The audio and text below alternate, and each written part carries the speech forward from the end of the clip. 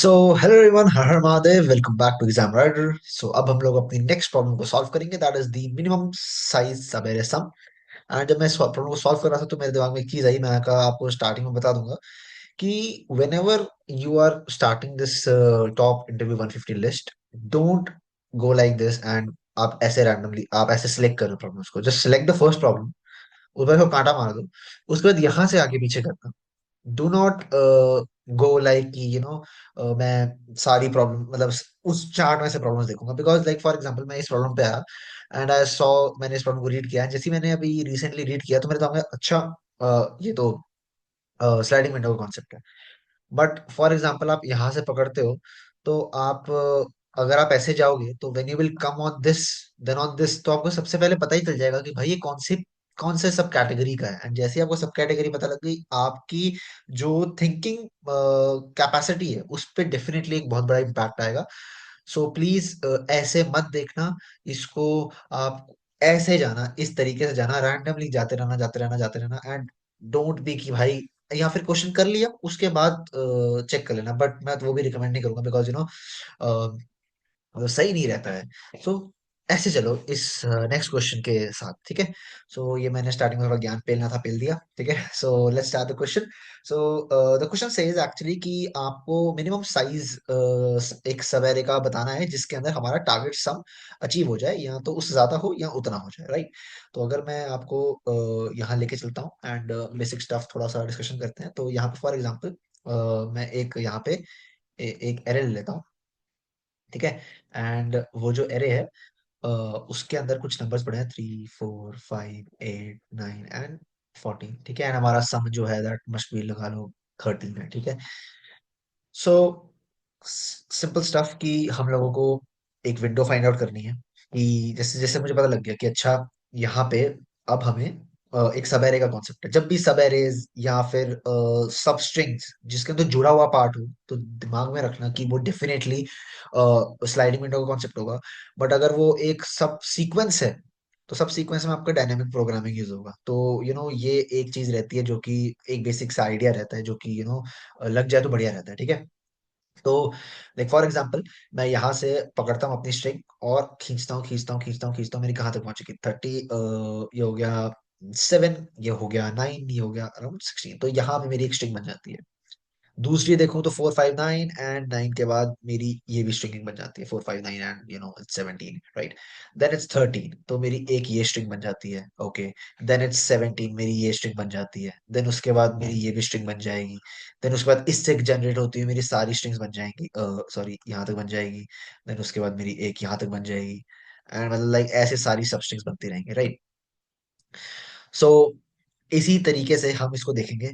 And देखो यहाँ तो तरीका है कि ये सारी सबस्ट्रिंग्स निकालो और उसके बाद उनका सम चेक करो, which is a blunder, right. तो इसको अगर ढंग से बताऊं मैं इसको ढंग से, सो इसका हम क्या कर सकते हैं कि लेट्स टेक एन एरे, ठीक है। एंड उसमें क्या करो आप, उसमें you just take an ith point and keep a jth point here, and हम jth पॉइंट को आगे लेके जाएंगे, ठीक है। स्लाइडिंग विंडो का कॉन्सेप्ट ये होता है कि you have a window like this, it's starting like this, join together. एक चीज ये जेथ है, ठीक है, ये वाला जेथ है, ये मूव कर रहा है, मूव कर रहा है, कर रहा है, कर रहा है, कर रहा है, कर रहा है, कर रहा है, एंड कोई कंडीशन मेट हुई। सो अब उस कंडीशन के बाद we need to back track our i towards j, ठीक है। ऐसे ऐसे ये जाएगा जब तक वो कंडीशन वापस से सेटिस्फाई ना हो जाए। फिर जब सेटिस्फाई होगी फिर आगे जाएगा जे जे जे। फिर जब वो कंडीशन वायलेट होगी फिर ये आई ऐसे आइटरेट करेगा। So this is known as the sliding window concept, ठीक है ना। एंड इस कॉन्सेप्ट में मतलब बिल्कुल सही तरीके से ये वाला क्वेश्चन सॉल्व हो जाएगा। सो फॉर एग्जाम्पल हम लोगों को जे को आइटरेट कराएंगे। अब मेरी बात सुनो, यहाँ पे जो नंबर था हमने उसको ऐड करा लिया, ठीक है। अब जे को यहाँ भेजा, ये वाला नंबर ऐड करा लिया, फिर ये वाला नंबर ऐड कर लिया। फॉर एग्जाम्पल यहाँ पे जब जे आया, तो जब ये नंबर ऐड हुआ, तो ये नंबर ऐड होने के बाद वो हमारा जो कंस्ट्रेंट था वो मीट हो गया। सो दैट मीन्स हमारे पास ये वाली जो स्ट्रिंग है, this could be an answer, right. So अब हम क्या करेंगे, अब हम क्या कहते हैं, हमें मिनिमम स्मॉलेस्ट चाहिए, तो स्मॉलेस्ट चाहिए तो अब हम जब तक ये बड़ी है, जब तक ये बड़ी है तब तक आई को आगे आई को आगे मूव करते रहो। फॉर एग्जाम्पल यहाँ पे 3 है, यहाँ पे 8 है, यहाँ पे 9 है, एंड हमारा टारगेट वैल्यू इज 12, ठीक है। सो यहाँ पे ये 11 हो गया, एंड 11 के बाद ये हो गया 21, ठीक है ना। 11 के बाद सॉरी 20, सॉरी 20। तो उसके बाद अब जे यहाँ पे आया एंड आई हमारा मान लो यहाँ पे था, तो अब आई विल कम टुवर्ड्स जे जब तक मेरे 12 का जो सम है वो मीट हो रहा है। सो फॉर एग्जांपल यहाँ पे मेरा 3 था, मेरा 20 था, तो मेरा जैसे ही आई यहाँ से गया तो ये यहाँ से कट के 17 हो जाएगा एंड आई यहाँ पे आ जाएगा। ठीक है। अब आई दोबारा जाएगा, आई दोबारा जाएगा, आई दोबारा कटेगा, यहाँ फिर कटा, ये फिर कटा and it reaches out to 8, it's 9, right, reaches out to 9 and i यहाँ पे आ गया। ठीक है। बट अभी ये चीज वायलेट हो गई। सो अगर ये वायलेट हो गई तो हम लोगों को पता है कि हमारा मिनिमम, जो हमारा मिनिमम पार्ट था वो ये था, that means the length is minimum is 2। समझ रहे हो आप? इस चीज को हम कोड में इंप्लीमेंट करेंगे, बड़े ही आसान तरीके से इंप्लीमेंट हो जाएगी। So okay, alright. ठीक है, तो फटाफट इसको कोड करते हैं। सो यहाँ पे int i will be 0, then int j will also be 0, then उसके बाद int n equals to nums dot size.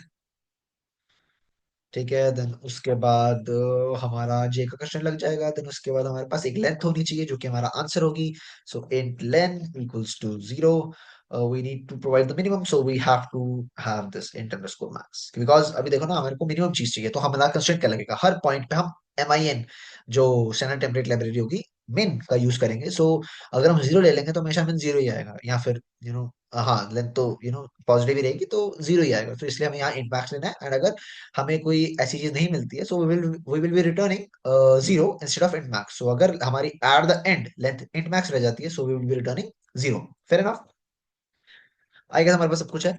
कुछ नहीं होगा तो एक बार देख लेंगे, ठीक है ना। While j is less than n, ये कंस्ट्रक्ट हो गया। अब उसके बाद क्या करना है, सबसे पहले फोरमोस्ट हमारे सबसे पहले ऐड करना है उस नंबर को।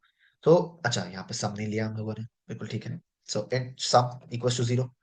अब सम का क्या करें भाई, सम प्लस इक्वल्स टू क्या हो गया, यहाँ पे हो गया नम्स ऑफ जे। ठीक है, नम्स ऑफ जे हो गए। उसके बाद अब यहाँ पे सबसे पहले कंस्ट्रेंट ऐड होगा कि इफ हमारा जो सम है दैट रीचेस बियॉन्ड और इक्वल्स टू द टारगेट, क्योंकि ये कंडीशन थी हमारी।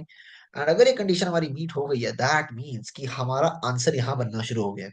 तो अगर आंसर बनना शुरू हो गया, so we can what we can do is कि जब तक i is less than j, i is less than equal to j and sum is greater than equal to target, तब तक तब तक हम अपनी हम अपने आंसर के अंदर बढ़िया बढ़िया वैल्यू स्टोर कर सकते हैं जो कि हमारी लेंथ है, एंड साथ ही साथ हम अपना आई का ऑपरेशन कर सकते हैं। ठीक है ना।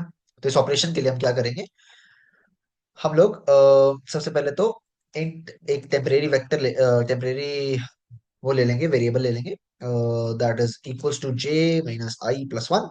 ठीक है। एंड ये लेने के बाद लेन के अंदर इसको पुट इन कर देंगे, minimum of lane comma temp. ठीक है, ये डाल दिया। एंड ये डालने के बाद हमारे पास मिनिमम आ गया स्टफ। एंड इसके बाद हम लोग सम के अंदर से माइनस कर देंगे नम्स ऑफ आई। ठीक है, इसमें हमने इसको माइनस कर दिया नम्स ऑफ आई को, एंड उसके बाद हमने आई को माइनस माइनस कर दिया, आई को प्लस प्लस कर दिया, सॉरी प्लस प्लस कर दिया। ठीक है। अब इससे हमने अपने नम्स के अंदर वो वाला आई को निकाल भी दिया एंड आई को आगे भी भेज दिया। अब उसके बाद अगर आई का कोई भी ऊपर कंस्ट्रेंट वायलेट होता है, या तो सम का होता है या आई का होता है, तो वो इस लूप से बाहर आ जाएगा। एंड जैसे ही वो बाहर आएगा, उसके बाद हम कह देंगे जा भाई अब आगे की तरफ बढ़ और आगे अपना काम कर। ठीक है। सो यहाँ पे हम रिटर्न कर देंगे लेन रिटर्न कर देंगे len equals to int underscore max. So this is the ternary operator. And यहाँ पे क्वेश्चन मार्क में पहले ट्रू आती है कि अगर ये बराबर हुआ तो रिटर्न 0, वरना फिर रिटर्न लेन। ठीक है जी। एंड एक बार इसको चला के देखते हैं। Okay, alright, so I guess it's done. हाँ, ठीक लग रहा है।